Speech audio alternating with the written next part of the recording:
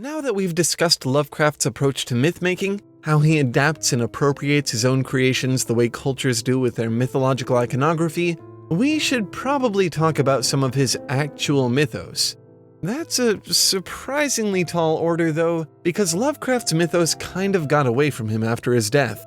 Some of his protégés, August Derleth and Donald Wandry, pushed Lovecraft's relatively obscure oeuvre into the limelight by extrapolating on his work at length, and now there are so many editions by so many authors, there's just no way to fit all of that into one video.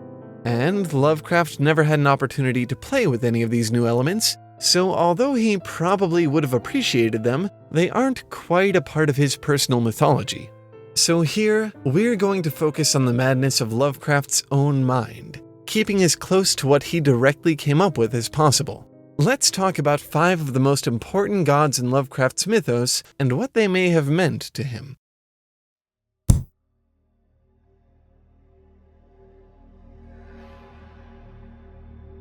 Outside the ordered universe is that amorphous blight of nethermost confusion, which blasphemes and bubbles at the center of all infinity.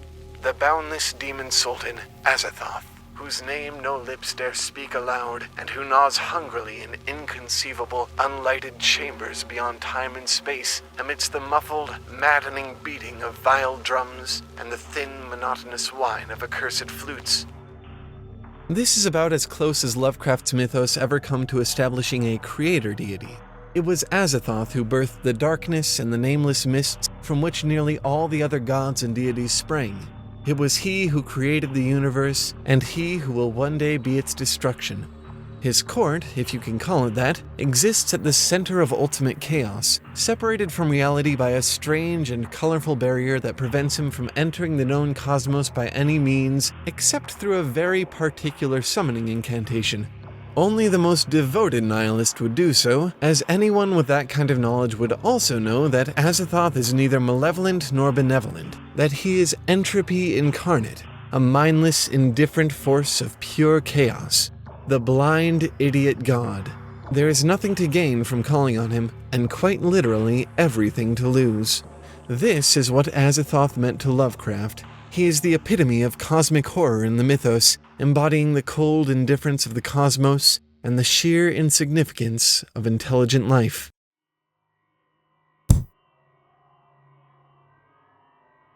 Yog-Sothoth knows the gate. Yog-Sothoth is the gate. Yog-Sothoth is the key and the guardian of the gate.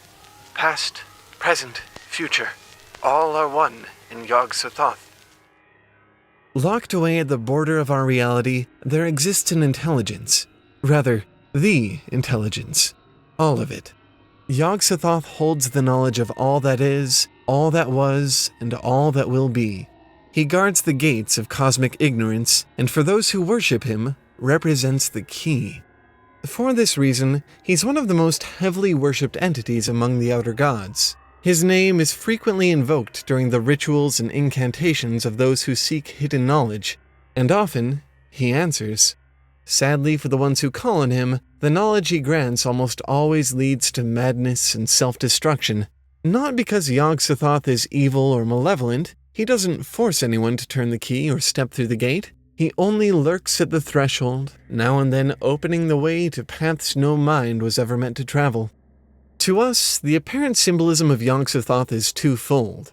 He is both the danger of knowledge and the inability of mankind to handle it. His role in the mythos mirrors Lovecraft's own autodidactic obsession with the sciences, as well as his academic failings.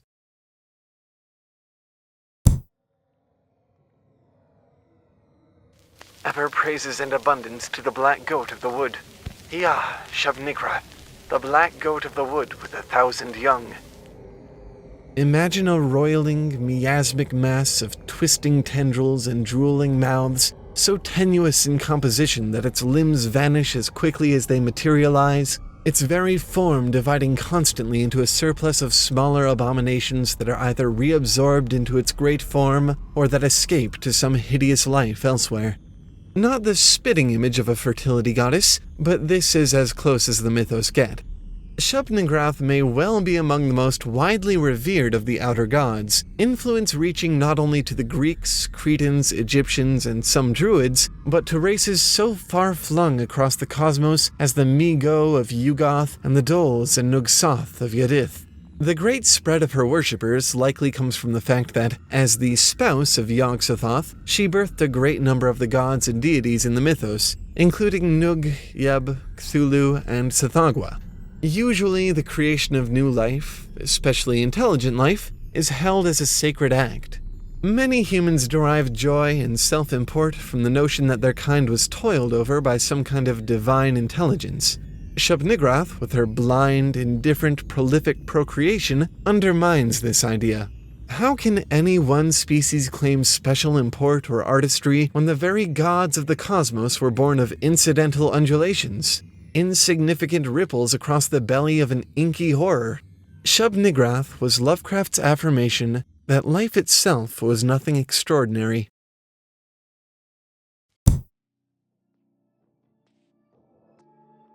Into the lands of civilization came Nyarlathotep, swarthy, slender, and sinister. Men advised one another to see Nyarlathotep, and shuddered. And where Nyarlathotep went, rest vanished, for the small hours were rent with the screams of a nightmare. So far, most of these grand universal powers have been indifferent and oblivious.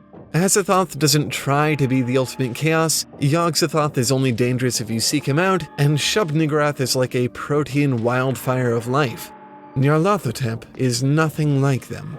He travels by his own laws into and out of the known cosmos, acting as a messenger to and from the outer gods. His strange personality, or perhaps the simple fact that he has a personality, baffles them, and they regard him with everything from contempt to esteem. To lesser intelligences, he's a trickster, malevolent and cruel, bequeathing gifts of wisdom and power to those who seek it, and whom he knows cannot handle it. Where Nyarlathotep goes, madness follows. He is the crawling chaos, and as the only direct offspring of Azathoth, he revels in it.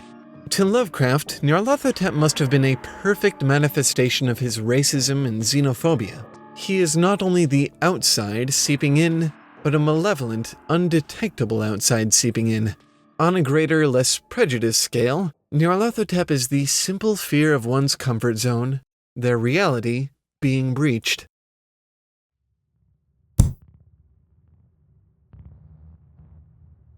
They worshipped, so they said, the great old ones, who lived ages before there were any men, and who came to the young world out of the sky.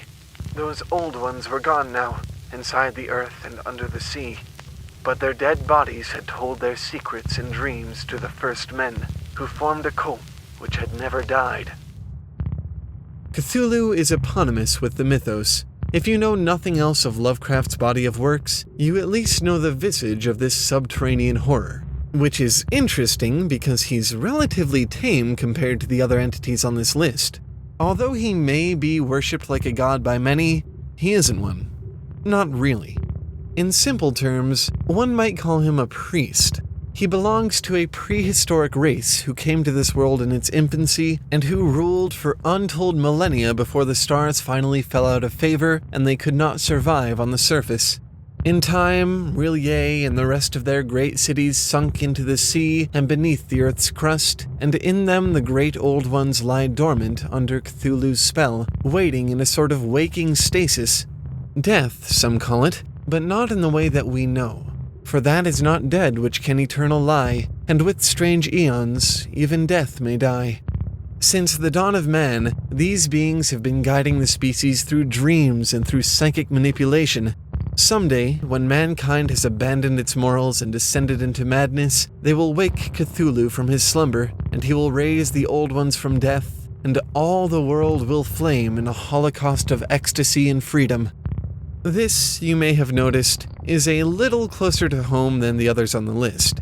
Cthulhu is not oblivious or indifferent to mankind. He isn't even malevolent. He is Lovecraft's simple promise of evanescence. Nothing belongs to man. Not this world, not the home they've built on it, not even the human mind.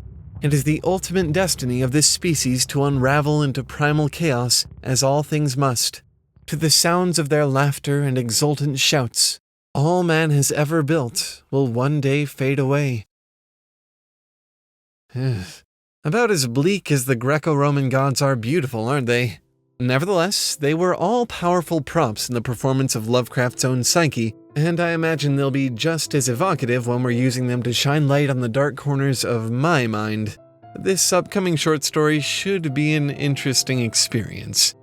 If you want to be a part of our writing process or get sneak peeks at how the story is developing, you can join our Patreon community. All patrons will get a little inside information, but patrons at the $10 tier or higher have access to exclusive think tank sessions on our Discord server.